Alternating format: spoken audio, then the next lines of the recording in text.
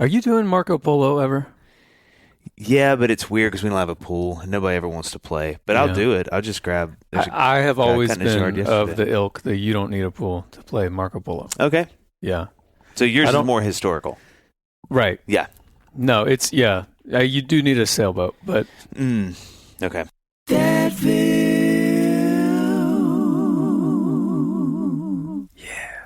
Hi, I'm Dave Barnes. And I'm John McLaughlin. And welcome to Dadville. Dadville is a podcast where we talk about life, love, and the pursuit of awesome dadding. It's funny thoughts and deep talks. So please, enjoy your time here in Dadville and enjoy this episode with Dave and me, John. Hey, Dave. Oh, yeah. Can I go real quick? Yeah. I could see you asking something. I could already tell I wasn't interested. Listen, I need to tell the people something. It is so important to Dave and I that the supplements we take are of the highest quality. We don't mess around. And that's why for many years we both have been drinking AG1. Mm-hmm. Now, unlike other supplement brands, AG1 conducts relentless testing to set the standard for purity and potency. That's right, John. I don't say that much, by the way, so I remember when I do say that. But you are right. So many people have asked us if AG1 is the real deal. We just laugh. Trust me. There's a reason why we've been doing it so long. It's quality, Dave. Yeah, that's right. Quality for AG1, it's not just a buzzword, no. Okay? It's a commitment backed by expert-led scientific research, high-quality ingredients, industry-leading manufacturing, and rigorous, I say rigorous testing. Yeah. At each step of the process, AG1 goes above and beyond. They could just go above, but they go above and beyond industry standards. Listen, at the risk of using a buzzword, that's cap, John. We know we can trust what's in every scoop of AG1 because AG1's team relies on expert-led scientific research, sourcing ingredients for potency and purity. That's right. Taking care of our health, it shouldn't be complicated. No. And AG1 simplifies this by covering our nutritional bases and setting ourselves up for success in just 60 seconds. I can actually do it in like 45. Okay, Riker. AG1's ingredients are heavily researched for two things, John: efficacy and quality. Yeah, and we love that every scoop also includes rhodiola and B vitamins for energy support. You know, we've partnered with AG1 for so long because they make such a high-quality product that we genuinely look forward to drinking every day. So, if you want to replace your multivitamin and more, start with AG1. Try AG1 and get a free 1-year supply of vitamin D3 plus K2 and 5 free AG1 travel packs with your first subscription at drinkag1/Dadville. That's drinkag1/Dadville. Check it out. 5, 4, 3, 2, go for Dave. It's time to podcast with Dadville. We're gonna podcast. We're gonna keep it real. We're gonna podcast on Dadville. I'm not saying that's better than Dadville and real. Real. Real. What's up, girl? It's fine. Just giving it real. Keeping it real in Dadville. See, it doesn't work. You got to be singing to make it work. You do. There's a lot of things you got to sing to make work. You know, John, people right now, they're sitting there going, well, who's the guest? Right. They're waiting. They're just kind of like, I can see people leaning up in their Teslas, like leaning into the speakers going, well, who's the guest? And guess what? Eyes closed because the Tesla's driving. Yeah, it's driving itself. Guess what? Nobody is. It's just me and you. Or are we both the guests? Guess what? You decide. Is that our guest? What is that our title for the? That's Jason, another podcast. Write that one down. Guess Should we stop what? this and start that one? Yeah, guys, it's been great. We have loved it. We're done with that. Now we're going to keep the same artwork for budget reasons. We're just going to move the letters around.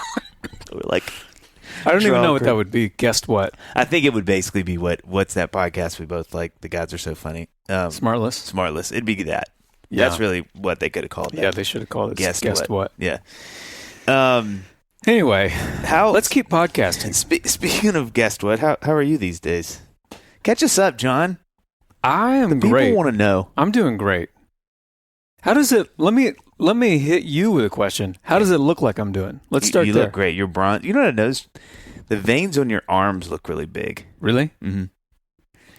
I noticed Are that there yesterday. exercises you can do to make the veins bigger? I think all the swimming you're doing, it's really paying off. You think so? Yeah, I do. I literally had that thought. yesterday when we had Alan on. I was like, John's veins look big. Oh, congrats! Nice. Yeah. Thank you. Yeah, I have been swimming, and I have really been loving it a lot. How long are you swimming for at a time? Anywhere from like 45 to an hour. Good. Something like that. Night. I mean, it's not always straight. You know what I mean? Like Like like circles? It'll be zigzaggy. I'll make shapes. Does that make people mad? Yeah. Because you're way into their lane. Yeah. I have to like kind of find new pools a lot because I get kicked out. No, I'll do like different drills and sets and things like that. Okay. So it's not literally 45 minutes unstopping. Unstopping is just keep going. Don't stop. That's another podcast. Speaking of guests too, let's never bring stop them out. unstopping. Sometimes it is. Those are the days that I dread. Louise. I kind of have a little training schedule that I stick to just to have something to dictate what I do. Those days are I dread those. I mean, are you ravenous the rest of the day? Yeah. Yeah. That's a lot of that. Swimming is no joke. I'm just eating nonstop. Yeah. As much as I possibly can. You know what I'm eating? What? Can I guess? Go. Dates and peanut butter. A lot of dates and peanut butter or almond butter. Sorry. Those perfect bars. Oh yeah. I'm a little concerned that I'm eating so much that I might be doing harm to my body. Yeah. What are those? Are they sponsoring us? I want them to. Okay. I think I've even told the network, like, hey. I think the CEO listens to us. I assume. It's Johnny Perfect. I'm eating so many perfect bars. I love them. I'm going to look those up. What do they look like? I don't even know what they look like. They're like peanut butter fudge or something like that. You know, like they just have a lot of protein. Oh, yeah. You know do what I mean? Kill those things. They're so good. They're having a 40% off right now. What? Oh. All right. Are you a podcast looking to get more perfect? Come to the Perfect Bar. 40% off. So anyway, yeah, that's been great. I feel like I'm in a good routine. With all that stuff. You're doing like early. When I'm running a couple times a week. In my early, you're getting home from workouts. When I'm like, I guess I'm finishing my run, but I'm not running as long as you're swimming. Well, I want to be done before the girls are up. Yeah. Like the perfect morning is. You mean your girls? Yeah. Well, just anyone kind of close by on the street. You keep up with all of them. I feel like I should. That's a little. Yeah, it's a lot of binoculars. If that's our other title for the episode is that's a lot of binoculars. What was I saying? Get there, yeah. So the perfect day is I'll leave, and if I'm swimming or whatever, I'll leave and do my workout. Sometimes I'll ride my bike on the trainer in the back, and I just want to be done with it, and then come inside, do some stretches, and then I can kind of like start the morning, and then they're starting to get up. Yeah. What time? That's the perfect. What time are you leaving your house to swim? Like 5-ish, 5 or Jeez Louise. Something like that. It depends if I'm driving there, then I obviously don't have to leave as early. But sometimes I'll run there, swim, and then run back. Jeez Louise. You would be surprised at how many people are up that early in the morning. Yeah. It's kind of crazy. You want to hear one of my friends back in the day, when we were talking about waking up in the middle of the night, he was like, dude, sometimes when I'm like awake at like 2:15, like I know like my heart's kind of racing and I'm anxious. He's like, I will just go run. Really? And I was like, really? He's like, yeah, it's really cool, but it's kind of weird. Yeah. Because he said he would run down by the Y in Green Hills. And I was like, what is that like? He's like, it feels like you're in a movie. Like it's weird. It's crazy quiet. Yeah. Nobody's out. Kind of eerie. Yeah. Yeah. There are a lot of people in that, really from like 4:45. I mean, that's the earliest that I'm leaving. Gosh, and there's so many people out, and they all have these. It's so dark outside, but they all have like different children lights. attached to them. Oh, sorry. Yeah, no, you're thinking of 12th. I'm over on Belmont. They have these different weird kind of lights, so it looks like these mini UFOs coming toward you. And apparently you hate lights. That's what we learned from Alan. You do not like lights. Spoiler alert. But yeah, it's been great. The girls have started school since we've done our last checkup, so obviously that's a big schedule change. New school. Yeah, and so this year, up until this year, our girls have gone to the same school right here in our neighborhood. So they're on the same schedule. We walk them to school. It's very quaint and just right here. And now Luca is going to a middle school. So we got a driver, and she doesn't start until 9, which is an hour later than Livy. She goes obviously an hour later. She has soccer practice. I feel like we are now in the phase of life that people talk about, where it's like, we're all over the place. Amy's on the west side with Livy's practice, and I got to run Luca down to a game. That's this is our first time kind of being in that phase of life. Two thoughts. One, I'm like, I just don't think it was like that when we were little. I really don't. I think when you and I were growing up, why did I say little? That was a weird way to say that. It's all relative. I'm still pretty little compared to some people. Not your veins. You know what I mean? So one, it's always interesting because I'm like, granted, I grew up. You don't feel like your life was like that? No, when you were a kid? No. In rural Mississippi, no. There weren't those options. It was like you played baseball or like basketball for your school. Baseball was the only thing I think we had a rec league for. There was church basketball, but there wasn't. You could play soccer up until maybe second grade, and then it went away. Like literally, there was no schools, so it just wasn't there. You didn't have the options. Yeah, there wasn't the options. Because I do feel like this is what our childhood was like. Okay. I feel like I was, and it wasn't a bad thing. I mean, I'm the youngest of 3, so I felt like those first early years, I was just in the back seat after school, driving to my brother's drum lesson, drop him off, and then take Megan to her flute lesson, come back, pick up Jeff, and it was a lot of music stuff. Like piano lessons, drum lessons, flute lessons, voice lessons. Yeah. We didn't, I mean, that wasn't anything we did. But I also think the second thing is you really realize why parents, like, once the kids are out of the house, it has got to be, like our friends who are empty nesters, it's got to be such serious whiplash. Yes. And I know you have high school because once they either get friends who have cars or they have a car, that probably slows down then. Yeah. But still, you're just kind of going everywhere all the time. And you realize... I've thought about that so much. I mean, we're, still a long way from that. All the time. But I'm like, it's got to be, people are listening that are empty nesting right now, just shaking their heads so hard in their cars. I think about it all the time. Because I really know it feels like it's a long ways away, and at the same time, I can feel how fast we're moving toward it. Yep. And I just think about that all the time. I mean, Amy and I are going to, and you and Annie, you're going to be together post kids. Yeah, longer than you were with them. And so, it's got to be a huge whiplash. I can't imagine. Yeah, and I think, too, just the rhythm of your life as a parent. I laughed with a dear friend of mine about this a couple years ago because he was having his third kid. And we were kind of having a conversation like, when do you just sort of give up? When like he was like, when am I going to stop fighting for the stuff I really want to do as opposed to like serving or that still having so much friction? And I think some people maybe never do that. They just power through. But I would assume most people, first, second child, third, it's going to happen in there somewhere. And I was laughing with him because I was like, for me and Annie, it was kind of after Ben was born, our oldest. But, some people, he was like, man, I feel like I've powered through 2. And he was like, with this third one, I can see that I'm finally giving up. It's done. It's done. But it's funny because, like you and I both, like I don't, when, and he's like, all right, what does the afternoon look like? I'm like, you tell me. I don't know. What am I doing? Tell me. Yeah. Like, okay, you got to grab and then take and then go.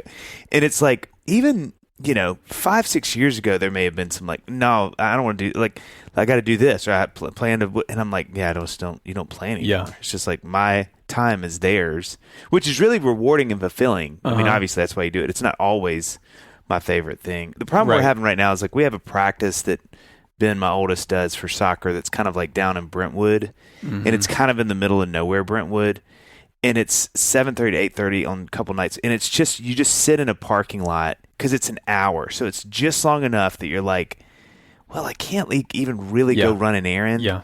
I've thought about my friends that live down there. You know, Ed kind of lives close down there, and I'm always like, oh, I should. And I'm like, by the time I got to his house, I'd have 20 minutes to catch up. Job at a local gas station. The Jiffy. Like well, it's funny that and Jamba Juice. They're like, who are you, dude? I had the funniest thought the other day about what if I went in and got a job somewhere like that. I don't know.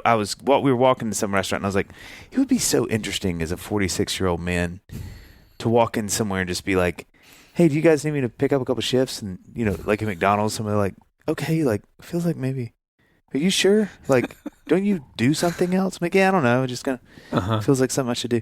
But, yeah, it's like you said, I can't do it. So I don't love that. That's the part of this that probably drives me the most crazy is when you're sort of like, you're just stuck somewhere for an hour and a half, and you just can't come back. But you're right. Once you give in to it. Yeah, you're done. Hey, Dave, can I say something real quick? If you don't mind. I was going to. But yeah, I know. go ahead. I could see that you were going to say something. This is why I want to say something. And that something is, if you're a parent looking for some extra support in raising your kids to know, love, and follow Jesus, boy, have we got a great resource for you. Over the next few months, our friends at Christian Parenting are focusing on all the topics that matter to you and your family, from discipling your kids and teaching them good faith habits to helping your kids develop a secure identity in Christ. So you interrupted me. I was going to say all of that stuff. But You go ahead. Let me say some more. Yeah. Christian Parenting is on a mission to help parents like us to set aside perfection and grow into perfectly imperfect parents God created us to be. That's right. Providing practical resources to help parents instill biblical values, nurture character, and foster a deep relationship with God and their children. Okay, so I have two more things to say. Can I say one of them just right here? Just quickly. Okay. They have printed products for kids and adults, digital resources, and podcasts to help us confidently raise the next generation of culture-changing Christians. Now you can go. Okay, now you're done. Yeah. Subscribe to get free parenting resources each week at christianparenting.org/sign-up. Okay, I just want to remind them. Okay. Okay, that's christianparenting.org/sign-up. You didn't. That's just That was for me. me. No, it just has my name.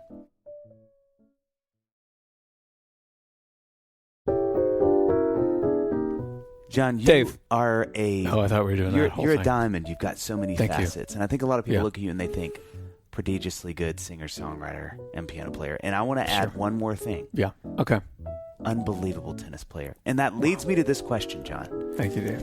If you won the most famous tennis tournament in the world and you were standing at center court, Okay. hoisting the trophy above your head, Yeah. what would be going through your mind in that moment? Oh my gosh. I mean, one thing and kind of one thing only. Okay. Yeah, I'd be thinking about how amazing my hair looks probably. I get that. You know what? That actually That's my reminds third me. I guess. should probably take a long look into Nutrafol. You should, John, because Nutrafol is the number one. They win that tournament. Yeah. Okay, they're hoisting the trophy. Dermatologist recommended hair growth supplement with over 1 million people seeing thicker, stronger, faster growing hair with less Shedding. Yeah. You know, thinning hair is different for men and women. You always push against that. You're like, No, it's the well, same, but I have it's strong different, feelings Dave. about things. Yeah, so a one-size-fits-all approach doesn't cut it. And Nutrafol knows that. I know. They have multiple formulas tailored to give your hair what it needs based on your biology and lifestyle. Physician formulated with 100% drug-free ingredients. Get those drugs out of here. Nutrafol supports healthy hair growth from within by targeting key. They don't leave only the important stuff, John. Root causes of thinning. Okay, like what stress, like Stress. nutrition, or lifestyle. Lifestyle. Yeah. That's what I said. Yeah. Get results you can run your fingers through. You get it? Yeah. For a limited time, Nutrafol is offering our listeners $10 off your first month subscription and free shipping when you go to Nutrafol.com and enter the promo code DADVILLE. Find out why over 4,500 healthcare professionals and stylists recommend Nutrafol for healthier hair. Nutrafol.com. It's spelled Nutrafol.com. Promo code DADVILLE. That's Nutrafol.com, promo code DADVILLE. Which I really do feel like in this new season that we're in, I mean, we're just forced to. Like, we just... you just have to give into it. And Amy and I were just talking about this the other day. We've given up our, the hours of 4 to 9, really, Yeah. in the afternoon. Like, especially sort of the evenings. Once, Luca right now she's at school till 6 because of soccer practice. When she comes home and Livy comes home, it's just, there's no, like, Amy and I used to try to, like, watch an episode of something in the living room after the girls have gone to bed. Oh, yeah. I can't even imagine doing that now. Yeah. And we've kind of, honestly, what we do now is, like, we sort of divide up. We go with one girl and we sit and do homework with them. Yeah. And that sounds terrible. It does sound terrible. It's not that bad. No, it is that bad. I feel I would have thought if, like, past me could hear me right now, I'd be like, I would feel dread because I don't want that to be my life. Yeah. But it's, to your point, it's like I've given into it and it's not that bad. Well, it really is not that bad. The most compelling argument I have for myself in the moments where I'm like, I just don't want to do that. I'm like, well, tell me what else you're going to do. Yeah. And I'm like, sometimes, like, I would love to go for a run, or, like, there are a couple errands I need to get done, or like I want to come back here and finish, like, an idea I had on a song. Yeah. 90% of the time this is what I planned. I'm just available. I didn't have any other thing I'm planning. Right. Or even the people that I might want to go see, they're doing the same thing. Right. So it's not like I could be like, oh, we should go grab. Yeah. If you came over at 7:30, I'd be like, what are you doing here? What are you doing? Yeah. You shouldn't be helping. You can stay if you want. With their homework, but do you know anything about elastic potential energy and gravitational potential energy? We did mitochondria this morning. That was our big. That was what we were doing. I can't. Anyway, nucleus and all of the Golgi apparatus. Yes. Cytoplasm, is that a thing? Yes. Photochronic. Photosynthesis. Photoshop. We were doing all that. Is this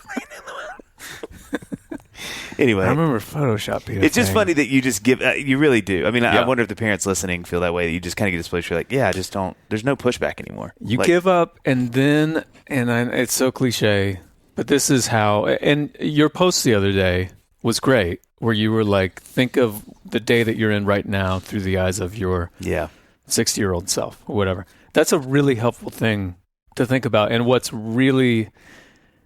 makes that. Like 10 years ago, maybe that concept would have been a little more abstract to me, but now the ages that my girls are, it's like I can feel it. I can feel them. These days are so fleeting. They're so pretty soon, in a couple years, they won't be out of the house yet, but I know it'll be different. Yeah. Like they will just be less, they'll just be more independent, and it's just slowly, as it should. They're going to gradually, be autonomous. Yeah. And then they'll be out of the house. So anyway, that's how we're doing. It's been really great. I was really nervous about middle school, and so far, praise the Lord. You haven't had to go back. I haven't had to go back. They haven't asked for the transcript, but talk about a nightmare I just put in your head for tonight. Oh my gosh. Hey John, you have to actually come back and go to middle school. Now, if I could go back to 8th grade, that'd be great. Okay. That was a great year. 7th grade, first semester. Oh. Debbie Farkelson. That was rough. Mainly because of George Clooney. I blame George Clooney. Whoa, that took a left-hand turn.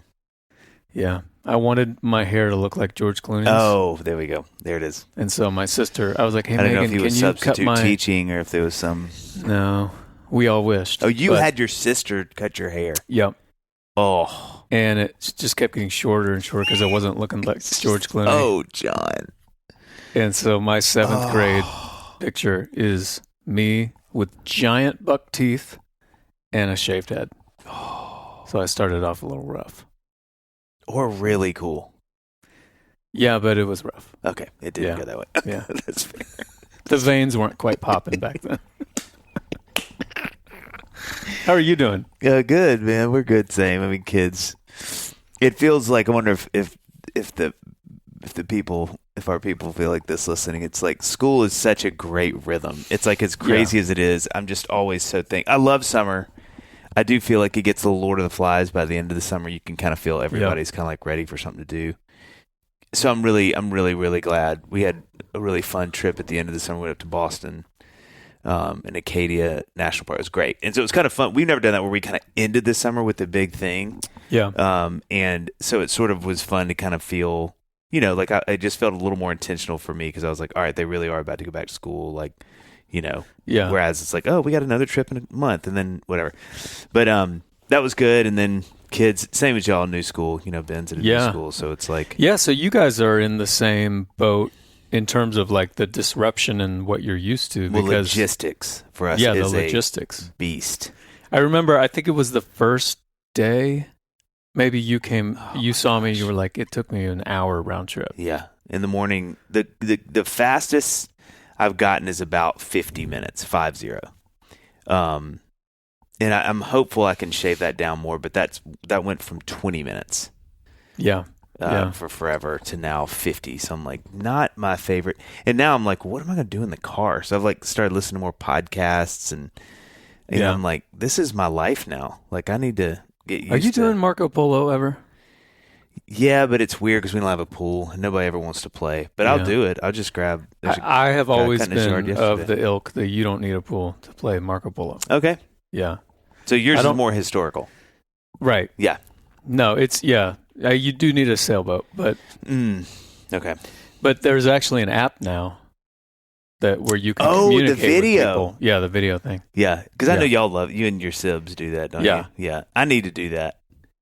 It really, if I didn't have that with my Marco Polo with my brother and my sister, I mean, that honestly takes up a lot of my time in the car. I have a couple of text thread, like, me, I love voice notes. Like, I'm a big, like, voice text guy. Mm-hmm. So I'll kind of catch up on those in the morning. I have a couple of text threads where we all kind of do that. So that's kind of the same thing. Yeah, but it's not visual. But, so, kids are good. Good shows. Been playing shows, which has been good. Got out and been rocking some faces. We had a really You're fun... writing some new music. I just heard a new song. That's great. Yeah, got some new tunes. Yeah, it's good. It's like, you like you kind of, I know you're working on the new record. Like, you just feel like you're back in the flow. Like, here we go. Here's what we're doing. I remember all this.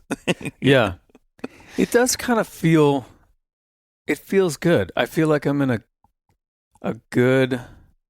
This is kind of what I would hope the 40s would feel like a little bit. That's an interesting thought, yeah. At least right now, I just feel like I'm like you would hope that your 40s you would feel a little more settled. Yeah. You would feel like you would worry about the small stuff a little less.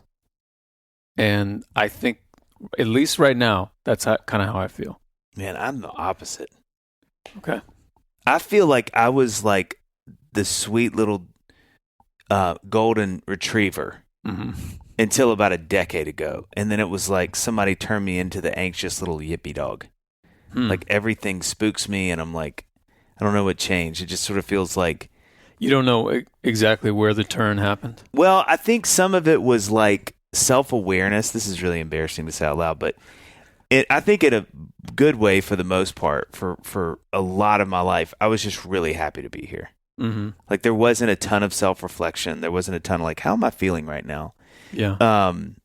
Which is not great. It is good though, because it doesn't induce too much anxiety or like, am I going to be okay? What's going on? Do I have enough money? Like, am I safe? I was just genuinely like, man, this is great. Everything is so fun. And my friends are great. And then now my wife is great. And then kids. And I do feel like, the weird intersection of like kids were a big thing. That was kind of the first time in some ways I was like, oh gosh, I got to like know some things, don't I? And like make X amount of money to pay for all this or whatever. And then, I think, when you have these moments of success, they can be a little bit of a floodlight, because like once you, like with God Gave Me You and you start like, you get some checks in there that you're like, whoa, I've never had anything near this much. It's almost like it screws up everything. Cause then you're like, oh, look at the discrepancy between this check and checks I usually get. Yeah, the checks that you used to feel good about. Yes. Yeah. And so now there's like this gulf that you're like, oh, God, well, I'd like more of these checks and less of the other ones. And so then it's like, I think that was a little tricky. It sort of jump-started that, and it also was like, oh, man, I didn't know I could do that. Mm-hmm. Can I keep doing that? Mm-hmm. Like, can I keep that? And do I like this? Do I want to keep doing that? Is this what I want to be known for? Whatever. So I think there was a little bit of that the combination of like kids, paternal care. Yeah. I am responsible for humans with, in that season, things happening musically that were like, wow, this is like substantial.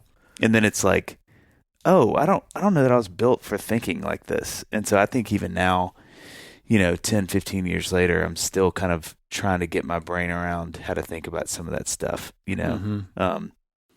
So, I feel like, I don't know. I wonder about that sometimes. I'm like, I don't know that I was someone that these things should have happened to. I'm not sure that I have the mechanics. Mm-hmm. I think I was supposed to be a youth pastor somewhere and mm-hmm. just like so happy to be there and just like, and then trying to get like the associate pastor gig and like preach once a month or something. Yeah. Like that's kind of where I feel like my brain feels like it knows what it's doing. And now it's kind of like, man, it's really fun. I love this, but there's just parts of it I'm like, it's funny. The older I get, I don't really feel this way. I really envy to some degree my friends who have 9-to-5s, who have like this, if you do this, we pay you this. If you're this at our company, this is what you make. Yeah. And it looks like you're on the track to do that. Of course. Congrats, And so there's days where I really envy I don't really because I love what I do. But, right. Just the feeling of envy the black and white and the security. Yeah. Which I'm sure if we had a bunch of our friends who have regular, quote unquote, 9-to-5 they would jobs. Pity us. They'd be like, hey, have you guys changed out of your pajamas yet today?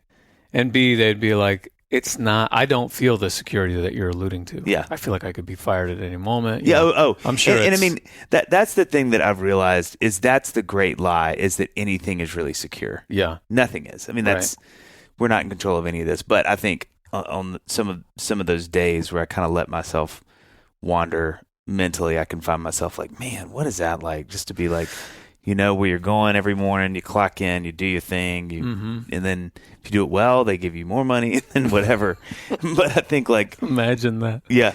We don't have to talk about this long, but I do think that's the thing that's so, and we've hinted at this before, and with a lot of our friends who play music we've had on, is like, there's really not a roadmap for what we do past about, I would argue mid 30s, if it even if there's even that much written on the map. It's kind of like 20s, you're going to tour, you're going to make a bunch of records, and you are chasing as hard as you can. Yeah, you're just going. Late 20s, you're kind of doing the same. Beginning of 30s, you're trying to get it set up and organized to where you can keep it going. But then that's kind of the end of the map. Yeah. And so there's a lot of days where I feel like, I don't know what I'm doing. I don't know if I'm doing. And I think what's funny is you can sit with our friends who are older, because you and I have a few friends that are like 10 years older than us doing this, and they don't know either. Mm-hmm. Like, I don't get lunch with those guys and girls and them go, oh, we'll do this. You should. It's a lot of like, I mean, they'll look at me and be like, what are you doing? Like, how's it going? Like, do you know? Hey, tell me about your podcast. How are you doing that? Yeah. So I think what is pretty consistently a low level anxiety, lowercase a anxiety, is sort of like, I just don't know. I don't know. Right. I mean, I know what I'm trying to do today and the rest of this month and like right now, the rest of the year, but I'm like, yeah, who knows? I mean, I don't know. It makes me think though, it sounds cheesy to say, but it really is such a gift to at least know what brings me so much joy. Yeah. And what inspires me. Yeah. Yeah. And I mean, the rest of that, and sometimes I'm like, I don't know if it's as simple. Can it be just as simple as like every day wake up? Yeah. Obviously the like take care of your kids and be a good husband, all that kind of stuff. And then occupationally, whatever, just do what inspires you. Yeah. Can it be that simple? I don't know. I don't know either. I don't know. Are we overcomplicating it? I don't know. I mean, I do think from a spiritual perspective, God has really been helping me understand that the genius of the Lord's Prayer really is that he says, this is how you pray. And when he alludes to that, he only mentions today. Mm-hmm. It's not about all the stuff happening. In fact, he really reprimands people at the end of that Sermon on the Mount, Right. It's like, today's all we got. Don't think about tomorrow. It's got enough trouble of its own. So I'm thankful for that. And I do think at our most lined up, our most healthy, my most healthy, I'm really not concerned about that. I am where I am at every moment because I trust that's where I'm supposed to be. I'm not concerned about an hour from now, tonight, tomorrow, whatever. But, it's just, that's the discipline that I feel like. And, another thing too is really trying to like hold each thought captive. Like, I think that's been a real season for me of like learning so much more about what I think about, like how to really take control of what's happening in my brain and how much that really affects not That's just how so I think, hard. but my body, my sleep, my anxiety, which thankfully, is okay. None of those things are like crazy, but on bad days they can be. And so I think for me, it's, really trying to, like I'm driving around and a song comes on and I'm like, God, that's a good song. I wish I wrote that song. Do I know the people that wrote it? I do know. Gosh, he's so good. Man, she's great. I bet they're having so much fun right now, just not worrying and just writing great. And then I'm like, how did I get here? I'm never going to write another great song again. I know. And so I think there are times where in my car, I'm really, I do this more now. I'm like, stop. I'll say out loud, stop. It's okay. Yeah. I think we talked about this, but I listened to a really interesting podcast with this guy who's like a sports, I forget what he's called. He's not a life coach for athletes, but he's on to the mechanics of these really nuanced performance coach. I think I sent it to you, that podcast. Is he the guy that works with Rafa Nadal? Yes. I mean, he works with a bunch of Yes. Yeah. But like he says little things like he's like, we have people.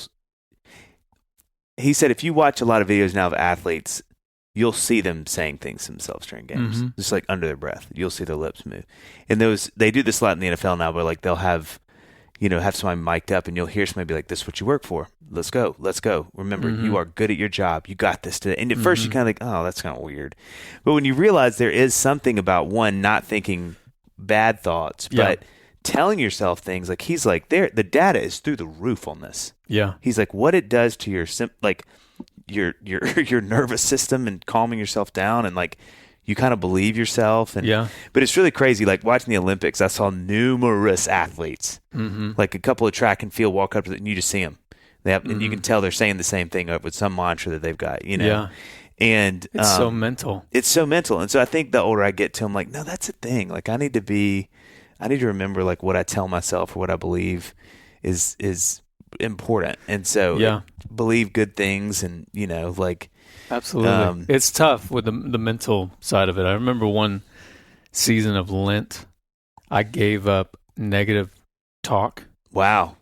And it really I really think it made a pretty profound difference.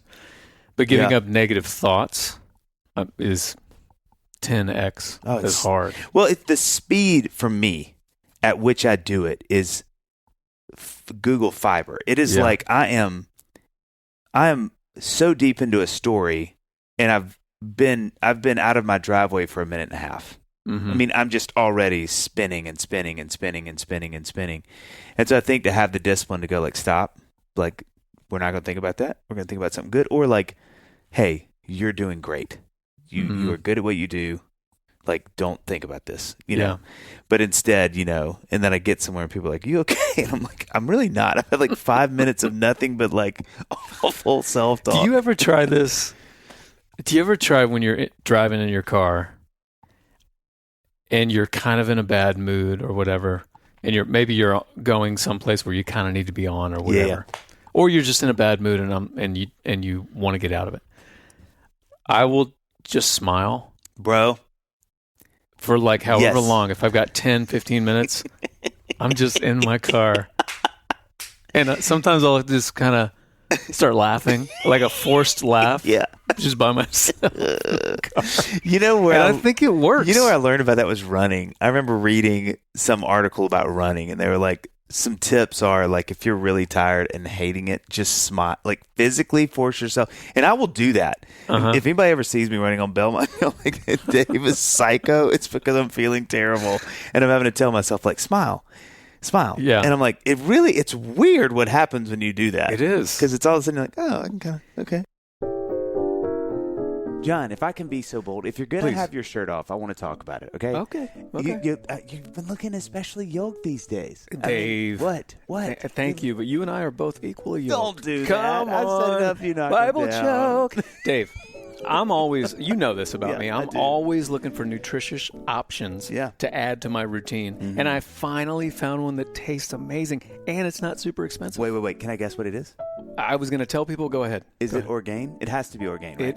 It is Orgain. Ugh. And let me tell you what Orgain is. What? A game changer. Ugh. Orgain is the leader in real protein powdered nutrition, but, and this is so key, Dave. Okay. Are you listening? Yes. Take a knee. Sit Okay. down Okay, also. now. It still tastes great. Yeah. And that's why I absolutely love it. I got to stand up for this part because I'm Okay. starting to cramp. Me too, John. I love it because it has 30 grams of protein per shake, so I don't feel like I'm always having to catch up on the amount of protein I need each day. That's right. Orgain helps me jump out ahead every morning. I also love, just to add to that, Okay. I love that Orgain has all 9 essential amino acids. great. You know that I'm looking for all 9 every day. Every It day. gives me energy, provides muscle support. Look at how There we go. supported my muscles are. I support them. It manages hunger and satisfies my cravings without all the sugar. Only 1 gram of sugar per serving. I know. Gosh, they're either lying or they love us, John. Right. Orgain 30-gram protein shakes are available at Costco and Orgain.com. If you want to get in on the delicious protein-packed nutrition today, head to Orgain.com/Dadville and use code Dadville for 20% off your order. Again, that is Orgain.com. Orgain.com/Dadville for 20% off. And make sure you use our promo code Dadville so they know we sent you. John, Hey, Dave. don't interrupt. Oh, I just sorry. need to say it. I need to say this. I'm going to say this for Calm down. When you think about businesses that are selling through the roof, like Allbirds, yeah. Skims. Sure. You Yeah. think about a great product, great brand, okay? But an often overlooked secret is actually the businesses behind the business making selling simple. Don't interrupt. For millions of businesses, that business is Shopify. Dadgummit. I knew you were going to do this. You know, nobody does selling better than Shopify. If I've said it once, I've said it a million times. Home of the #1 checkout on the planet. That's right. I can't vouch for the other planets, but as far as this one, under this We roof, only keep tabs on Earth. Shopify's the #1. And the not-so-secret Shop Pay, which boosts conversions. You thought I was going to say conversations. Boosts conversions up to 50%, Dave. Well, we're talking about it right now, so it's definitely a conversation. You know what that means, John?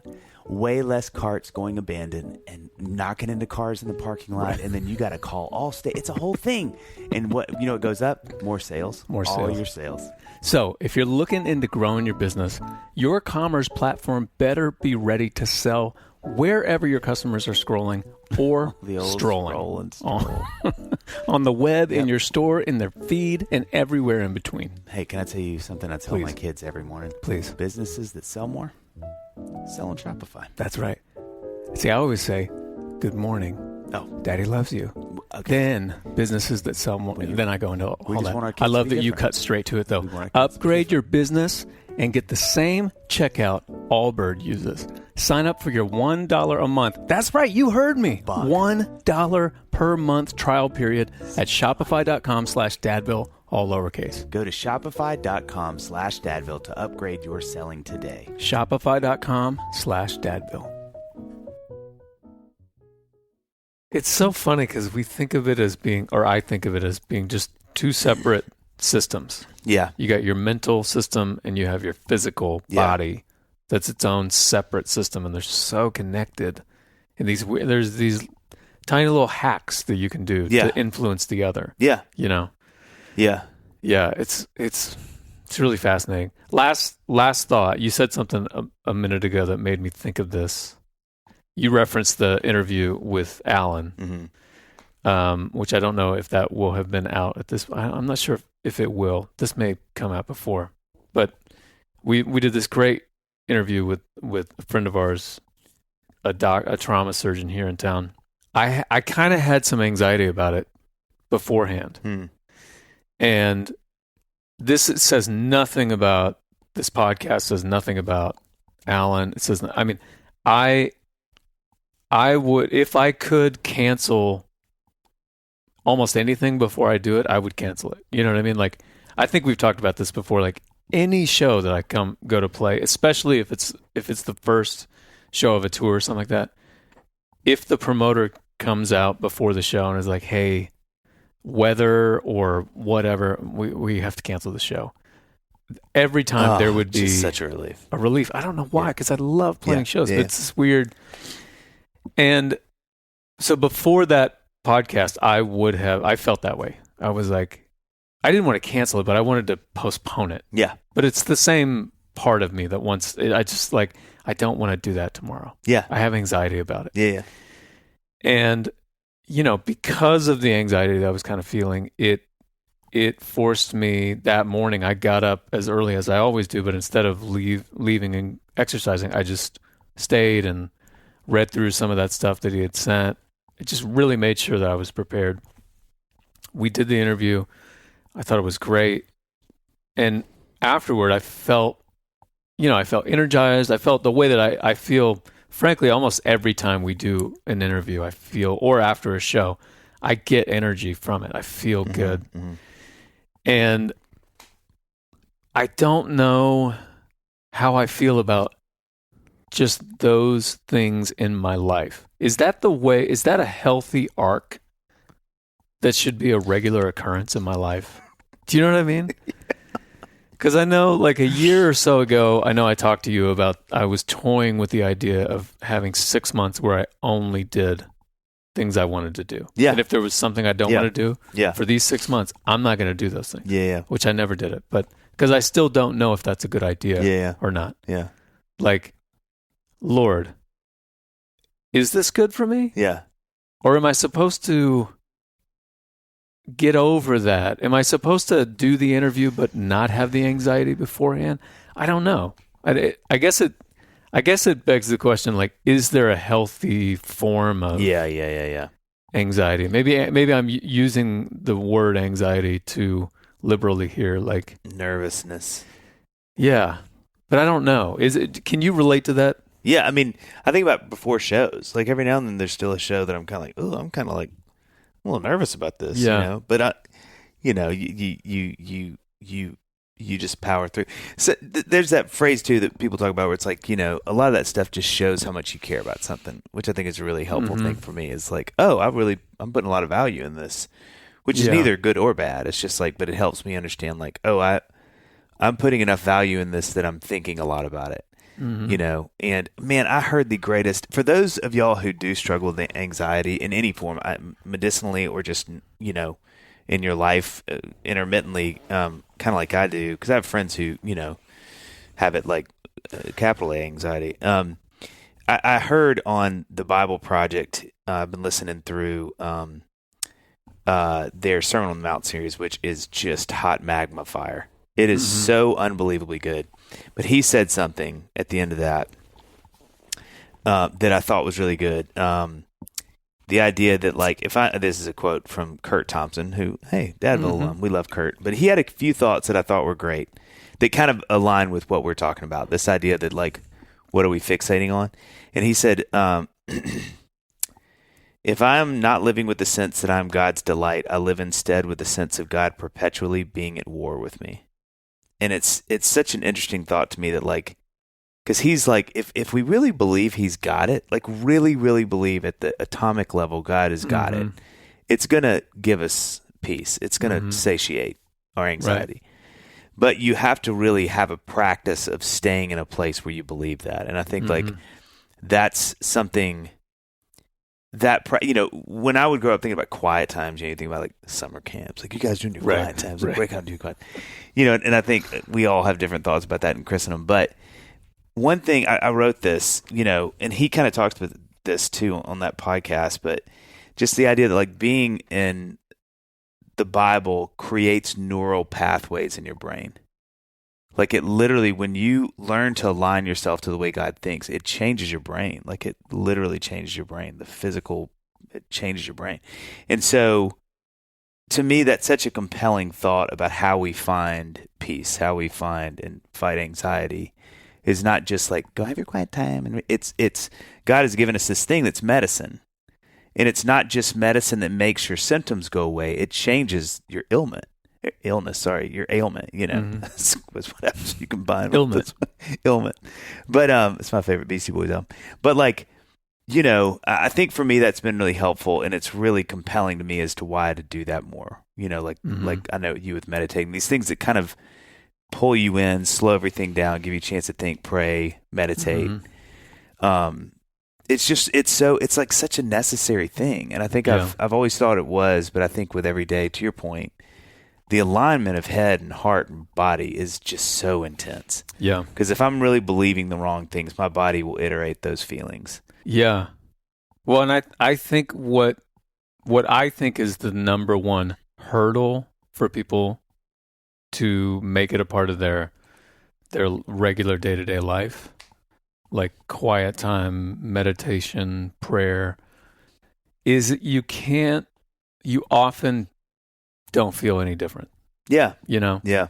I think this is just in my experience, it takes a while of doing it and feeling seemingly no different to get to a point where you're like, oh, I think I can tell a difference now. And it's somehow, you don't know, you're sort of sitting in the boiling water a little bit, and you don't quite realize it. But after some period of time, then you start to see the effects of it. But it can be a tough beginning, because you just often don't It's really feel hard to do, yeah. Yeah, Well, there's not a 1-to-1 ratio of input-output. It's the thing, you know, one of my questions for heaven, and people are dealing with much harder things than I am, so I'm not at all trying to, you know, make my life sound whatever. But, you know, I do think as I get older, life does get harder and sadder and trickier and more anxiety-inducing and more worrisome. And I think, like, you know, I was thinking about this the other day. I was like, you know, Lord, like, is just this the way it goes? It feels like it is. I mean, it feels like even biblically, like there's a lot of, you really see how much he talks about certain things, you know, Jesus does, especially in the New Testament, about, and you realize like, oh, that must be a thing, because he's really leaning into this a lot, or Paul in his letters, whatever. But it's like, you know, is it that I'm not navigating it well, or is it this is what happens? Like, life is just, it's harder, it's sadder, it's trickier. Your body doesn't work like it did when it was 25, which feels natural too. So the struggle I sometimes have is like, what is the natural degradation of things? One, be it, you know, my health, my headspace, my career, my whatever. What if this is just like, hey, this is the way it goes? Like, blame it on Adam and Eve or whoever, but things die. Everything, you know, things just die. They have a time of life and then they don't. And, you know, as those things go, they tend to atrophy. And so okay, then that's one. Or is it I'm not maintaining it well and I need to be a better steward of it? That's one too. You know, and then kind of like trying to figure out the middle of that is really tricky, you know, of like, you know, I even think about medicine, honestly. I was thinking about this the other day. Like, I'm like, you know, what does it look like for me to go, okay, this is just becoming enough of a thing that I'm going to start taking medicine for it. Right. Like, yeah, you know, what, and that doesn't, I don't even mean anxiety. I mean, like, whatever. You're just like, you know, I'm not sleeping well, or you pee too much, or whatever the things are as you get older. Right. Is it like, no, dang it, I can beat this. Yeah. I'm not going to do that. Or is it just like, hey man, like, this is life, you know, like, I know. It's just, and that's the space for me that I find myself as I get older, you know, being 46 now, I'm like, you know, there's just some parts that aren't working as well as they used to. And so part of me is like, no, dude, you just power through. Right. Like, you get your mind right and your body will follow. But then there's plenty of people who are like, I mean, maybe, you know, go try it. Yeah, like, see how it goes. Or is it we have an ability and a chance to do these other things that really do help, and then you don't have to spend all your energy thinking about that because there's medicine to help with that. Right.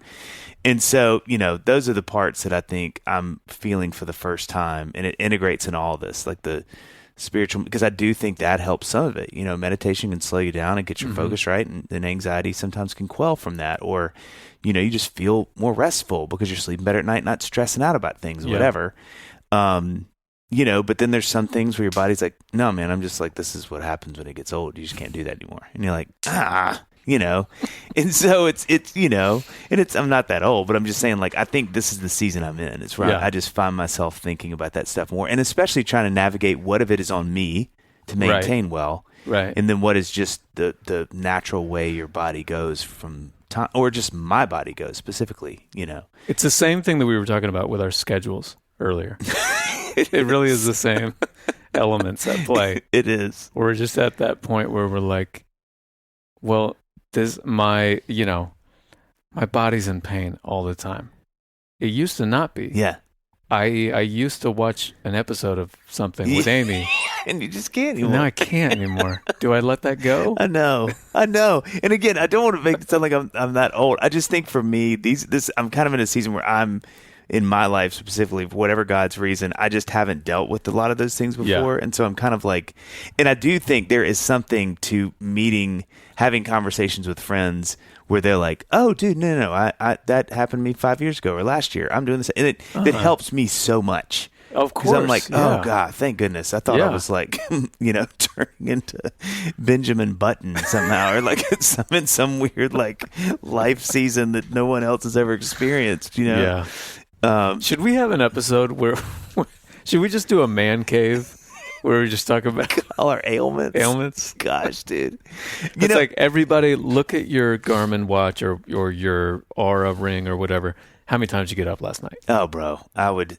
It's true. And maybe this is a good place to land the plane, but like, I think that's one of the beautiful things about communities where you have older friends. Where you have people who are 10, 20 years ahead of you, not just occupationally, like we said, they can sit with you and go like, oh, dude, I remember when that happened in my life, and it's okay. You'll figure it out. Yeah. But also like, oh, yeah, man, that started to happen to me around then, and it was really tricky. I do feel like this is a subject, as needed as it is, and I agree it's needed. Women do this really well. Yeah. And guys don't do it as well. Well, you know what I think some of it is? I mean, if I can be so bold, is I feel for women. So much of they're out there. I mean, you have a baby. You like, like you go through menopause or whatever, like these gnarly things that you and I don't have to deal with.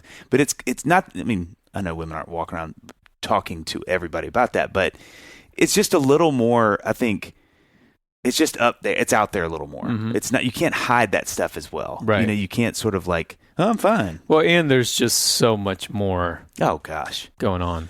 Yeah.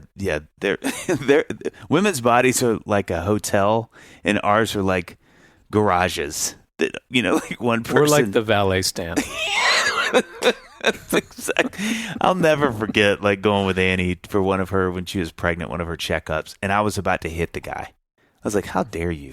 What are you doing? Hey, where are your hands?" It was like, and Annie's Annie was having a conversation during the whole, and I'm like, good Lord, what you wonderful humans have to do for us and your children is just insane. Mm-hmm. So I think you're right. There's not as much of like, well, I'd rather not talk about it. It's like, and then I go get a vasectomy and I'm like, the whole world needs to stop. I'm feeling moderate discomfort down there. Can you cater to me first? Well, what's so funny about that too is ultimately it's still for your pleasure. Hey, come on. Podcasting. What a weird way to end it.